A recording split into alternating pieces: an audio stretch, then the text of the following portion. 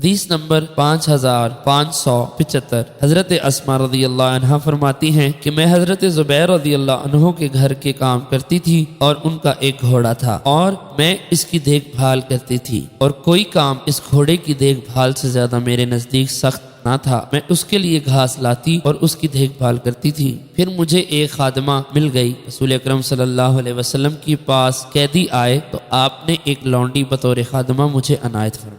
اس نے گھوڑے کی دیکھ بھال کی مشقت مجھ سے دور کر دی۔ فرماتی ہیں ایک شخص آیا اور اس نے کہا، اے ام عبداللہ، میں فقیر آدمی ہوں، میں چاہتا ہوں کہ تمہارے گھر کے سامنے میں خرید و فروخت کروں۔ انہوں نے فرمایا، اگر میں تجھے اجازت دے بھی دوں تو حضرت زبیر رضی اللہ عنہ نہیں مانیں گے، تو تم اس وقت آنا جب حضرت زبیر رضی اللہ عنہ موجود ہوں۔ چنانچہ وہ آیا۔ اس نے کہا، اے ام عبداللہ، میں فقیر ہوں، میں آپ کے گھر کے سائے میں سودا بیچنا چاہتا ہوں۔ انہوں نے فرمایا، پورے مدینہ شریف کو چھوڑ کر صرف میرے گھر کا انتخاب کیوں؟ حضرت زبیر رضی اللہ عنہ نے فرمایا، تجھے کیا ہوا کہ تو ایک فقیر آدمی کو سودا بیچنے سے منع کرتی ہے؟ پھر وہ دکانداری کرنے لگا، حتیٰ کہ اس نے کافی کمائی کر لی اور میں نے وہ لونڈی اس پر بیچ دی۔ حضرت زبیر رضی اللہ عنہ تشریف لائے تو اس لونڈی کی قیمت میری گود میں تھی۔ انہوں نے فرمایا، یہ پیسہ مجھے دے دو۔ حضرت اسما نے فرمایا، میں ان کو صدقہ کر چکی ہوں۔